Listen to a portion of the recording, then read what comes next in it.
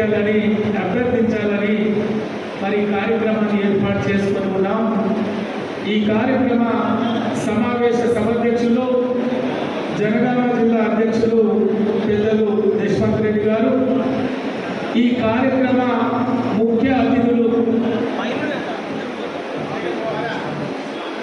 మాజీ శాసనసభ్యులు మెదక్ ఎంపీ గారు మరి మా రవీంద్ర గారు,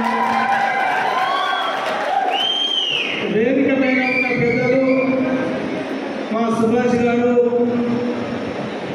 జయరాజ్ గారు, విజయరావు గారు, వెంకటేశ్వర గారు, ఇన్ఛార్జ్ శ్రీనివాస్ గారు, అంజిరెడ్డి గారు, యుగేందర్ గారు, సోదరి విజయలక్ష్మి గారు, వలీ పాషా గారు మరియు వేదిక పైన ఉన్న గౌరవ మండలాధ్యక్షులు, వేదిక పైన ఉన్న పెద్దలందరికీ, ఈ కార్యక్రమంలో పాల్గొన్న మరి పట్టభద్రులకు, మోడీ కుటుంబ సభ్యులకు, బీజేపీ పార్టీ నాయకులకు, మా పత్రికా మిత్రులకు, పార్టీ శ్రేణులందరికీ పేరు పేరున నా యొక్క నమస్కారం.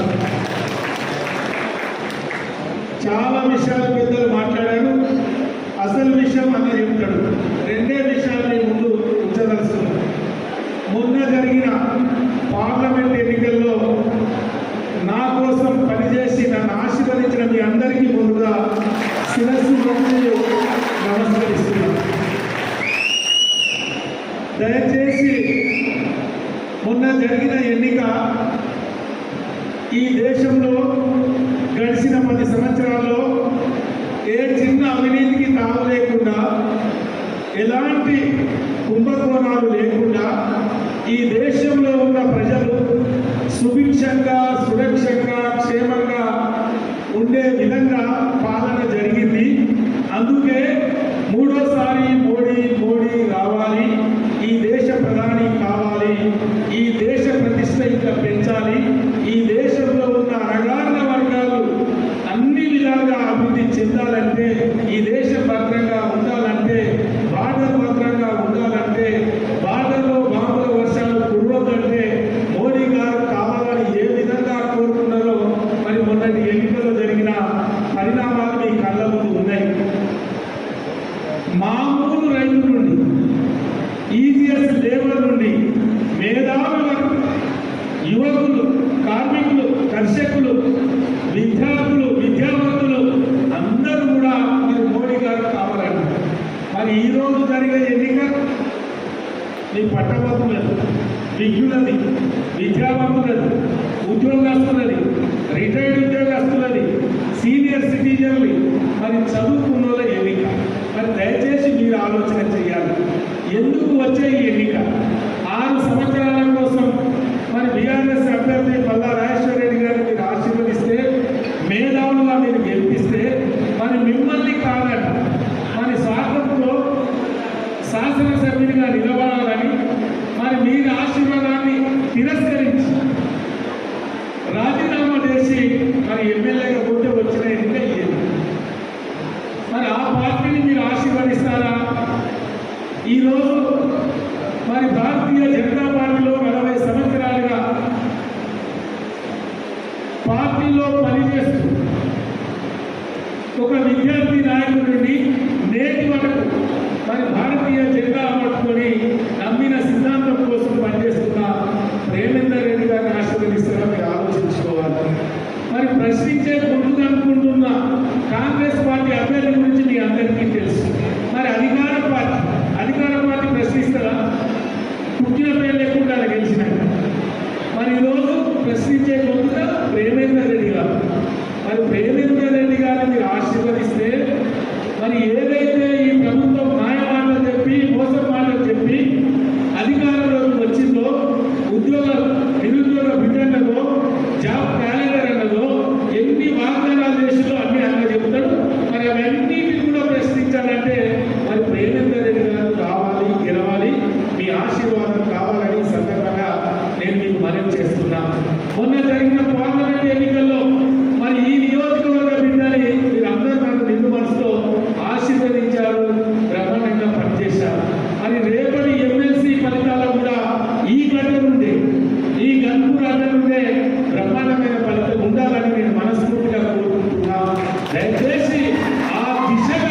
మీరు వచ్చిన వాళ్ళు ఒక్కరు కానీ మీరు ఏపించే శక్తి ఉంది. మీ మిత్రులు ఉన్నారు, మీ బంధువులు ఉన్నారు, మీ క్లాస్మేట్స్ ఉన్నారు, మీ రూమ్మేట్స్ ఉన్నారు.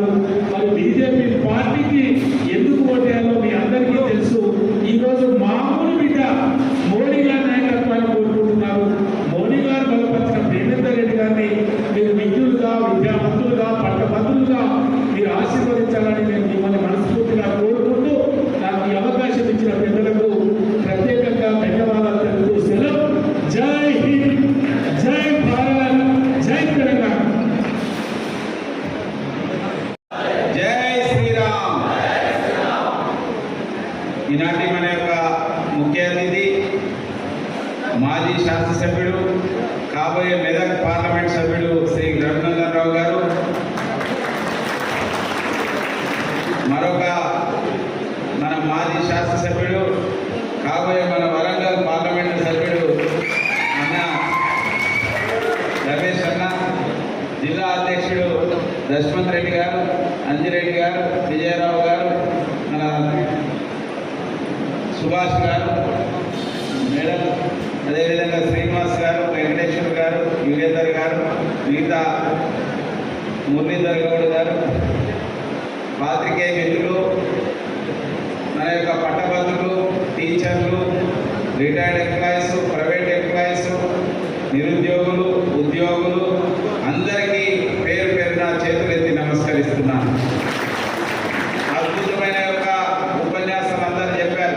నేను ఇవాళ ఉపన్యాసం ఇవ్వడానికి రాలేదు, కానీ ఒక్క విషయం మీ అందరికీ కూడా అభ్యర్థించడానికి వచ్చాను. ఇది చాలా విస్తృతంగా ఉన్న ఒక నియోజకవర్గం. 11 జిల్లాలు ఉన్నాయి, 5 పార్లమెంట్లు, 34 అసెంబ్లీలు ఉన్నాయి. కాబట్టి మిమ్మలను నేను నేరుగా కలుసుకోవడం కోసం అనేక ప్రయత్నం చేశాను, కానీ కొంతమందినే కలవగలిగాను. నేను స్వయంగా కలవలేకపోతున్న వాళ్ళందరికీ కూడా నన్ను మన్నించవలసిందిగా కోరుతున్నాను.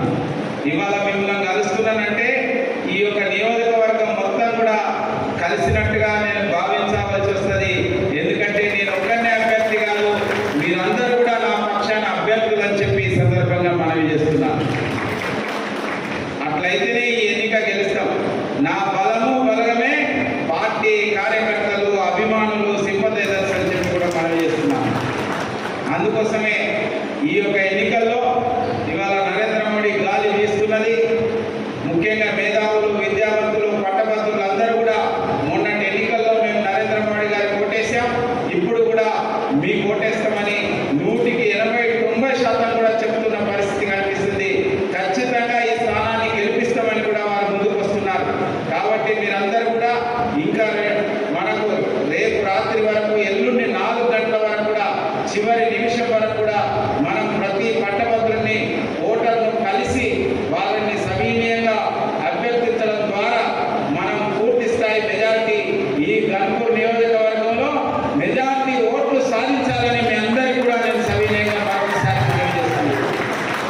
మీ అందరి మద్దతు, అందరి యొక్క మరి సానుకూల వైఖరి కారణంగా ఆ బ్యాలెట్ పేపర్లో మొట్టమొదటి పేరు నా పేరు వచ్చిందని దాని పక్కన 1 అని వేసి ప్రథమ ప్రాధాన్యత ఓటు ఇవ్వాలని చెప్పి నేను పట్టభద్రులందరికీ కూడా విజ్ఞప్తి చేస్తున్నాను.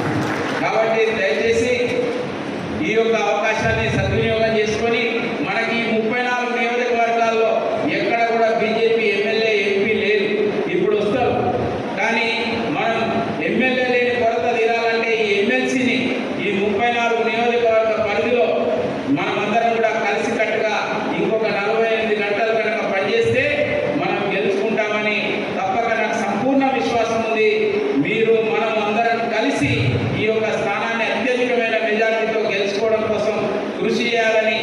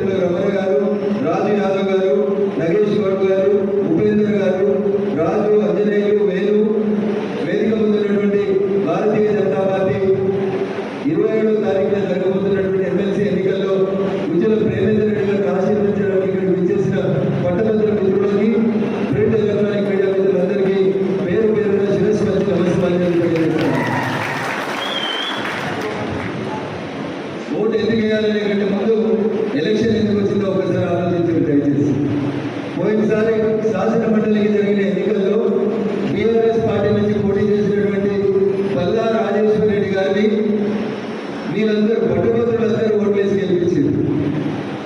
శాసన మండలి అంటే పెద్దల సభ.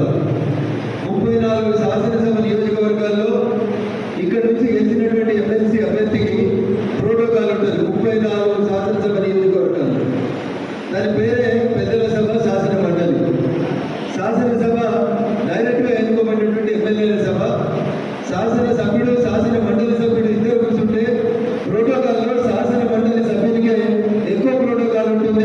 34 నియోజకవర్గాల్లో 7 శిలాఫలకం వేసిన ఆ శిలాఫలకం మీద పేరు ఉంటుంది మొన్నటిదాకా ఉన్నటువంటి పల్లా రాజేశ్వర రెడ్డి గారికి.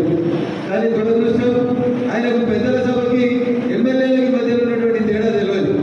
పెద్దల సభని శిబిరం అనుకున్నాడు. 34 అసెంబ్లీలలో ప్రోటోకాల్ ఉన్నటువంటి పదవి వద్దనుకున్నాడు. జనగామకి ఎమ్మెల్యే అయితే పాత ఎమ్మెల్యేలకి చెరువులు కబ్జా పెట్టచ్చు అనుకున్నాడు, లేకపోతే ఇంకో 2 యూనివర్సిటీలు కట్టచ్చు అనుకున్నాడు. పోయి జనగామకి ఎమ్మెల్యేగా గెలిచి పెద్దల సభను అవమానించినటువంటి వ్యక్తి శాసన మండలి సభ్యత్వానికి రాజీనామా చేసి నువ్వు ఎమ్మెల్యే ఉంటావా ఎమ్మెల్సీ ఉంటావా అంటే ఎమ్మెల్సీ ఉంటా అని చెప్పాల్సినటువంటి పల్లా రాజేశ్వర రెడ్డి గారు శాసనసభ్యునిగా పోయి శాసన మండలి గౌరవాన్ని, పెద్దల సభ గౌరవాన్ని అవమానపరిచినటువంటి బీఆర్ఎస్ పార్టీ ఇవాళ వాళ్ళ నోట్ల గడ్డలు పట్టుకొని వస్తూ ఉంది. అసెంబ్లీ ఎలక్షన్లలో పైసలు వచ్చారు, పార్లమెంట్ ఎలక్షన్లలో పైసలు వచ్చారు. ఇవాళ సాయంత్రం ప్రచారం 5 గంటలకు అయిపోతే బీఆర్ఎస్ పార్టీ ఏం చేస్తారంటే వాళ్ళు ఒకటే దాన్ని నమ్ముకున్నారు. 10 ఏళ్లలో వాళ్ళు చేసింది ఒకటే, ఎవరు లేనట్లు కొని ఏమన్నా కానీ మనం మాత్రం బాగా సంపాదించుకోవాలనుకున్నారు. సంపాదించుకున్నారు. ఎంత సంపాదించారో వాళ్ళకే లెక్క తెలవనంత సంపాదించుకున్నారు. అందుకనే టీఆర్ఎస్ పార్టీ పేరు మీద ఉంటే కష్టమవుతుందని టీఆర్ఎస్ పార్టీని బీఆర్ఎస్ పార్టీగా మార్చుకున్నారు. కానీ చంద్రశేఖరరావు గారికి అర్థం కావాల్సింది ఏంటంటే ప్రజలు ఆయన కంటే ఒక అడుగు ముందుకున్నారు. ఈయన టీఆర్ఎస్ని బీఆర్ఎస్ చేస్తే ప్రజలు ఆయనకి సిఆర్ఎస్ ఇచ్చింది. సిఆర్ఎస్ అంటే కంపల్సరీ రిటైర్మెంట్ స్కీమ్ ఇచ్చి సార్లు పోయి ఫామ్ హౌస్లో వ్యవసాయం చేసుకో, వేసింది చాలు అని చెప్పి సార్లు ఫామ్ హౌస్ పంపిణీ చేసారు. సిఆర్ఎస్ ఇచ్చి ప్రజలు పంపించారు. అయినా నడువలేదు కాలేదు. ఎంపీ ఎన్నికలలో కూడా వాళ్ళ పద్ధతి మారలే. పార్టీ కోసం పనిచేసిన వాళ్ళు కాదు, పైసల సంచులు తెచ్చుకున్న వాళ్ళు, రోడ్ల గడ్డలు పట్టుకొచ్చుకున్న వాళ్ళకి సీట్లు నమ్ముకునేటువంటి దుస్థితిలో బీఆర్ఎస్ పార్టీ కొనసాగింది. బీఆర్ఎస్ పార్టీ జూన్ 4వ తారీఖున ఎన్నికల ఫలితాల తర్వాత ఒక పెద్ద సున్నాగా తెలంగాణ ప్రజల ముందు నిలబడబోతుంది. ఒక్కటంటే ఒక్క ఎంపీ స్థానం కూడా టీఆర్ఎస్ పార్టీ ఎలియాస్ బీఆర్ఎస్ పార్టీకి రాదు. ఇది వాళ్ళకి తెలిసినటువంటి నగ్న సత్యం. మరి ఎట్లా? జూన్ 4 తర్వాత రేవంత్ రెడ్డి ఏమో గేట్లు తీసినారంటే టీఆర్ఎస్ ఎమ్మెల్యేలకేమో ముందాడేసి ఆప్తే కూడా ఆపుతలేదు. మీ జిల్లా మీద అంత ఖాళీ అయింది. సిట్టింగ్ ఎంపీలు పోయారు, మాజీ ఎంపీలు పోయారు, సిట్టింగ్ ఎమ్మెల్యేలు, మాజీ ఎమ్మెల్యేలు అందరూ కూడా గేట్ దాటి వెళ్ళిపోయారు ఎలక్షన్ల కంటే ముందే. ఇవాళ ఈ పట్టభద్రుల ఎన్నికలలో ఏమన్నా 4 ఓట్లు తెచ్చుకోకపోతే తలకాయ ఆడబెట్టుకోవాలో తెలియదనే బాధకి ఇప్పుడే నేను వరంగల్ కొడుతుంటే ఓ పోలీస్ మిత్రుడు ఫోన్ చేసి చెప్తున్నాడు, అలా పెద్ద పెద్ద సూట్ కేసులు వస్తున్నాయంట టీఆర్ఎస్ వల్ల, సాయంత్రం నుంచి ఓటుకి అవసరమైతే 5,000 కూడా ఇస్తారట, జాగ్రత్త అన్నా జర చెప్పు మీ వాళ్ళకి ఏం చెప్తున్నారు. పైసలు ఇస్తే తీసుకోవాలి, బాధపడకుండా ఎవరైనా పక్కన సున్నా రెడీ అయ్యిందా ఇట్లా వీరికి శ్రీనివాస్ గారు ఎట్లయితే ఇన్ఛార్జ్ వచ్చిందో ఇది కూడా బీఆర్ఎస్ పార్టీకి కొంతమంది మాజీ ఎమ్మెల్యేలు ఇన్ఛార్జీలు వచ్చారు. పాపం ఆవుడు అంటున్నారు, ఎమ్మెల్యే పదవి పోయింది కాబట్టి వాళ్ళు 5,000 కూడా వీళ్ళు 500 వస్తారు. జాగ్రత్త మీ వాళ్ళందరికీ చెప్పుని ఇస్తే 5,000 ఇవ్వాలి. 500 ఇస్తే తీసుకొని అదేదో సినిమాలో మన పాట వచ్చింది. ఏం పాట అది? మనిషి పెట్టుకోమని చెప్పి ఓటు మాత్రం రేవంత్ రెడ్డి గారికి వేయాలని చెప్పి అందరికీ అర్థం చేస్తుంది. పైకి 5,000 వచ్చినాయి. కింది ఇన్ఛార్జీలు 5,000 వస్తారా 500 వస్తారా పొద్దుకు మీకే తెలుస్తుంది. గ్రాడ్యుయేట్లను కూడా, పట్టభద్రుల్ని కూడా, వకీల్ సాబుల్ని, డాక్టర్లను కూడా నోట్లతో కొనుక్కోవాలనుకునే బీఆర్ఎస్ పార్టీకి గుణమాట చెప్తామా? ఏం పెద్దవారు గుణమాట చెప్పాలా? 500 ఇస్తే బుద్ధి 5,000 ముందుకోరు ఇచ్చిన దగ్గర ఎంత తీసుకోవాలి? 500 ఇస్తే తన్ని 5,000 తీసుకోవాలి. ఎందుకంటే పైకి 5,000 వచ్చినాయంట. వీడికే ఒక వరంగల్కే 25 నుంచి 50 కోట్లు వచ్చినాయంట.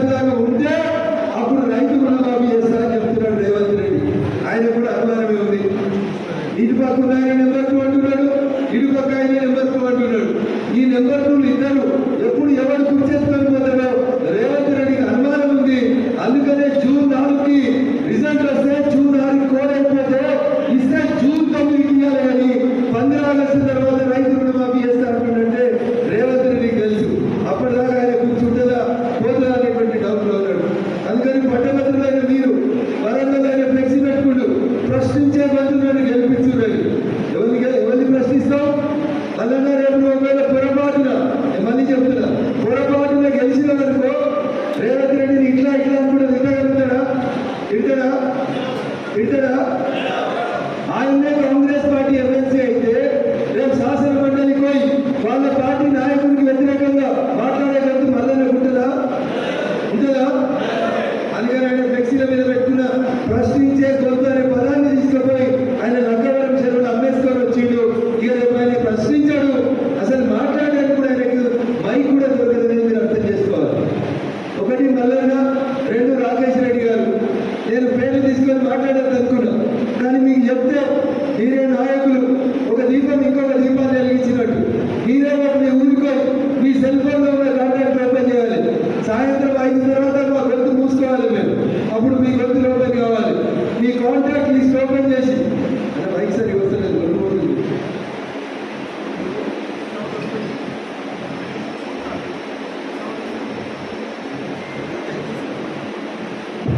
సాయంత్రం 5 తర్వాత మీ మొబైల్ ఫోన్లో ఉన్న కాంటాక్ట్ లిస్ట్ ఓపెన్ చేసి దయచేసి మీరు ఇక్కడ దాకా వచ్చినట్టే రమేష్ గారి మీద ప్రేమతోటో నరేంద్ర మోడీ గారి మీద ప్రేమతోటో బరాబర్ మీ ఓట్లు పడతాయి. మీ ఒక్కోటి పడిన ప్రేమేందర్ రెడ్డి గారు గెలవదు. రేపు ఆయన గెలవాలంటే ఇక్కడికి వచ్చిన ప్రతి ఒక్కరు మీ ఊరికి మీ వాడకి మీరే కథానాయకులై మీ సెల్ ఫోన్నే మీ ఆయుధం. AK-47 మీ సెల్ ఫోన్. మీ AK-47లో ఉన్న కాంటాక్ట్ లిస్ట్ తీసుకొని అందులో నీ క్లాస్మేట్లు, నీ ఫ్రెండ్స్, నీ స్కూల్ మేట్లు, నీతో పాటు పనిచేసే టీచర్లు, డాక్టర్లు, అడ్వకేట్లు, ప్రొఫెషనల్స్, ఇంకా చంద్రశేఖరరావు దోస్తులు ఎవరైనా ఉంటే సాయంత్రం క్లాస్మేట్లు, వాళ్ళతో కూడా మాట్లాడి ఒక్కొక్కరు కనీసం 100 మందిని కన్విన్స్ చేసి ప్రేమేందర్ రెడ్డి గారి సీరియల్ నెంబర్ 1 పైన 1 అని ఇట్లా గీత పెట్టుండ్రి. ఓని వాళ్ళని రాయకుండ్రి, తిక్కు కొట్టకుండ్రి, రోమన్ లెటర్ 1 రాయకండి. ఎందుకంటే బాగా అనిపిస్తుంది. అన్న మేము గ్రాడ్యుయేట్లో మాకు కూడా తెలియదని చాలా మంది అంటారు. పోయినసారి రామచంద్రరావు గారు హైదరాబాద్ గ్రాడ్యుయేట్స్ ఎమ్మెల్సీగా పోటీ చేసినప్పుడు సుమారు 3 నుంచి 5,000 ఓట్లు చెల్లెని ఓట్లు అయినాయి. కొందరు రైట్ కొట్టారు, కొందరు ఓఎన్ఈ 1 రాసిరు, కొందరు రోమన్ లెటర్ 1 రాసిరు. ఎవరికి నచ్చినట్టు వాళ్ళు రాసిరు. దయచేసి ఎమ్మెల్సీ ఎన్నికలలో నీకు అక్కడ బ్యాలెట్ పేపర్తో పాటు పెన్ను కూడా ఎన్నికల అధికారి ఇస్తాడు. ఆ పెన్ను తీసుకొని ఇట్లా ఒకటే గీత మీదతో ఒక కింద గీత ఇట్లా పెట్టకూడదు. దయచేసి ఇట్లా ఒక లైన్ గీసినండి. ప్రేమేందర్ రెడ్డి గారి సీరియల్ నెంబర్ 1 సీరియల్ నెంబర్ పక్కన ప్రేమేందర్ రెడ్డి గారి పేరు రాసి ఉంటుంది. ఆ తర్వాత ఉన్న బాక్స్ లోపల 1 అని మీరు గీత గీసేస్తే సరిపోతుంది. 2 కూడా ఏకుడు. దయచేసి రాకేష్ రెడ్డి నిన్నటిదాకా మనతోటే ఉంటే పోతే సెకండ్ ఓటు వేద్దామని అనుకోకూడదు. దయచేసి మొదటి ప్రాధాన్యత ఓటే మన ఓటు. బీజేపీలో ఎట్టు తెలవాలంటే 2, 3 లేకపోతే ఈ పక్క బీజేపీ వేసిన ఓటు అని చెప్పి అర్థం కావాలి మనకి. రేపు ఇది మన కోడలని మీరు అందరూ గుర్తుపెట్టుకోవాలి. 2వ ప్రయారిటీ 3వ ప్రయారిటీ ఇస్తే మీరు మనోళ్ళు కాదు, పక్కోళ్ళు సగం సగం ఉన్నారని అర్థం చేసుకోవాలి. ఇలా ఒక పంచాయతీ వచ్చింది, గీత తీసుకొని నిలబడాల్సిన అవసరం వచ్చింది. అదే సినిమాలో రామ్ చరణ్ సినిమాలో చెప్తాడు, ఈ గొప్పునుంటావా ఆ గొప్పునుంటావా అంటే ఒకటే ఒక దిక్కు ఉండాలి. జగన్ సేపు అడి దిక్కు, జగన్ సేపు ఇటు దిక్కు ఉండదు. రాకేష్ వేద్దాం, 2 వేద్దాం, 3 వేద్దాం అనే ఆలోచన ఉండదు. మనం ఒకటే వేసి రావాలి. ఆ 1 ఎంత సీరియల్ నెంబర్ ఎంత? సీరియల్ నెంబర్ ఎంత? ప్రేమేందర్ రెడ్డి గారి బ్యాలెట్ పేపర్లో సీరియల్ నెంబర్ 1 మీద 1వ నెంబర్ వేసి ఆయన పేరు మీద రాయకుండా దయచేసి ఆయన పేరుకి ఎదురున్న బాక్స్ లో సీరియల్ నెంబర్ 1ని వేసేస్తే ప్రేమేందర్ రెడ్డి గారు మొదటి ప్రాధాన్యత ఓట్లోనే గెలుస్తారు. కోరుగల్లు పోరాటాల జిల్లా, నక్సల్బరి పుట్టిన జిల్లా. ఏపీ బీజేపీ కాషాయం జెండాలు కనబడితే తుపాకులు పెట్టి జెండా దించుతావా సస్తవాన్ని బెదిరిస్తే కూడా నమ్మిన సిద్ధాంతం కోసం 4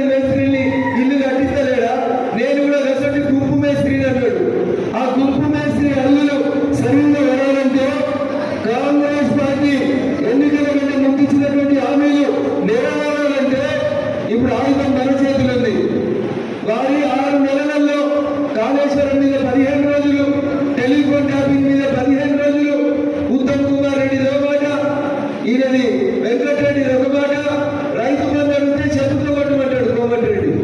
ఉత్తమ్ కుమార్ రెడ్డి ఏమో సడన్గా పడ్డది కాళేశ్వరం మీద విచారణ జరపమంటే ఎల్ఐటి తోట మేడిగడ్డ మీదనే విచారణ జరిపిద్దామంటాడు ఉత్తమ్ కుమార్ రెడ్డి. ఇట్లా తన మాట తన దిక్కుపోతున్నటువంటి కాంగ్రెస్ పార్టీకి 6 నెలల తర్వాత అనుకోకుండా వచ్చినటువంటి ఈ ఉప ఎన్నిక ఫలితాలలో కాంగ్రెస్ ఓడిపోతే రేవంత్ రెడ్డికి అర్థమవుతుంది. గ్రాడ్యుయేట్ లేలే, టీచర్ లేలే, వకీల్ సార్ లేలే, డాక్టర్ లేలే, చదువుకున్న వాళ్ళందరూ కాంగ్రెస్ పార్టీకి వ్యతిరేకంగా ఓటేసిండ్రు అంటే నా ఈ ప్రకారంగా తప్పు చేస్తుంది, నేను నడుస్తున్న అడుగులు సరిగా పడతలేవు, నేను సరిగా నడవాలి అంటే ఖచ్చితంగా ఇప్పుడు రేవంత్ రెడ్డి ప్రభుత్వం సరైన దారిలో పాలన భావించాలంటే ఖచ్చితంగా graduates MLC Bharatiya Janata party మాత్రమే గెలవాలి. 2014లో 5 ఎమ్మెల్యేలు ఉన్న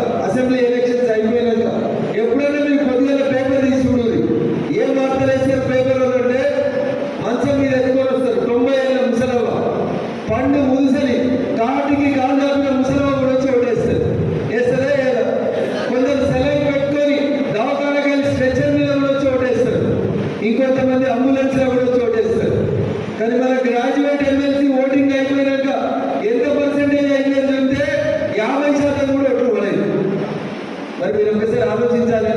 మేధావులు, విజ్ఞులు, భారత ప్రజాస్వామ్యానికి స్ఫూర్తి ప్రదాతలు అంబేద్కర్ గారు ఒక మాట చెప్పారు. కులం, మతం, ప్రాంతం, వర్ణం, వర్గం ఏ విచక్షణ లేకుండా కూడా ప్రతి మనిషికి ఏమిచ్చాడు? ఒకటే ఓటు ఇచ్చిండు. ఆ ఓటు అందరికీ సమానమైనటువంటి ఓటు ఇచ్చాడు. 90 ఏళ్ళ ముసలవ రేపు మాపం ఓటర్ని తెలిస్తే కూడా మనమని సంకలెక్కించుకొని తీసుకొని వచ్చి ఓటేసి ఆ ముసలవ గొప్పదా? గ్రాడ్యుయేట్ అయ్యింది సోమవారం నాడు మనం ఓటు వేయకపోతే మనం ఈ ప్రజాస్వామ్యానికి ఎంత పాపం చేసినామో అయితే ఒకసారి దయచేసి ఆలోచించాలి. ఆలోచిస్తారా? గ్రాడ్యుయేట్ ఎమ్మెల్సీకి ఓటింగ్ జరిగితే 100% ఓట్లు పోలు కావాలా వద్దా? ఎందుకంటే డాక్టర్ బిఆర్ అంబేద్కర్ రాసిన భారత రాజ్యాంగం ఏం చెప్తారంటే ప్రజల కొరకు, ప్రజల చేత, ప్రజలే అందుకొని ప్రజలే కాపాడుకోవాల్సింది భారత ప్రజాస్వామ్యం. కాబట్టి దయచేసి పేదవాళ్ళైనటువంటి మీరందరూ మీ ఎవరు ఏడున్నా ఎవరెవరో పిక్చర్ ఒకటే రోజు సర్వే చేస్తారు. మొత్తం తెలంగాణలో కుక్కలు ఎన్ని ఉన్నాయి, బర్రెలు ఎన్ని ఉన్నాయి, ఇళ్ళు ఎన్ని ఉన్నాయి లెక్క పెడతామంటే ముంబైలు ఉన్నాడు, దుబాయ్లు ఉన్నాడు, బొగ్గుబాయిలు ఉన్నాడు. ఉడికొచ్చి సకల కుటుంబ సమగ్ర కుటుంబ సర్వేకి మనమందరం సహకరించినమా?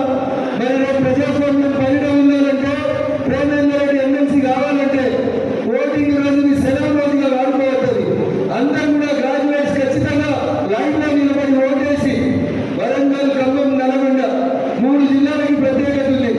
ఖమ్మం ఒక రకంగా కమ్యూనిస్టులకి భావజాలానికి గొప్ప ఉంటుందని చెప్తారు.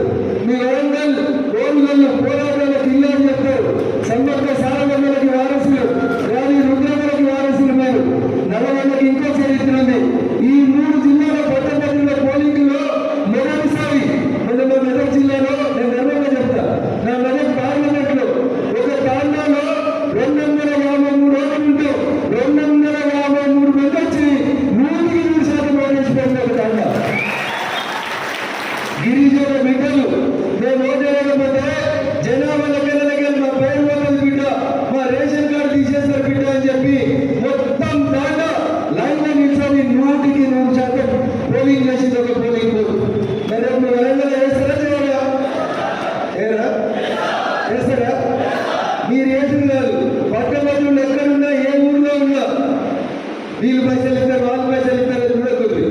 బిఆర్ అంబేద్కర్ రాసిన రాజ్యాంగం 4 పాదాల మీద నడవాలంటే మీరందరూ ఖచ్చితంగా లైన్ పెట్టాలి. పెట్టాలా? బాగా లైన్ ఉండాలి. ఏం తెలుసు? మీరు పవన్ కళ్యాణ్ సినిమాకి టికెట్ల మధ్య లైన్ ఉండరా? ఉండరా? చిరంజీవి సినిమా రావాలనుకున్నారు, చిరంజీవి సినిమా పోతే టికెట్ల లైన్లో నిలబడరా? అలా ఓటు అంతకంటే గొప్పది. మా అందరి తదరాజం రాసేటువంటి ఆ ఓటేసే రోజుని దయచేసి ఏ ఒక్కరు కూడా సెలవుగా పరిగణించకూడదు. 90 ఏళ్ళ అమ్మగారికి స్ఫూర్తి కావాలి. 2 కాళ్ళు లేకుండా వీల్ చైర్ మీద వచ్చి లేకుంటూ వచ్చి పోలింగ్ స్టేషన్ లో ఓటేసినటువంటి దివ్యాంగులే మనకు స్ఫూర్తి కావాలి.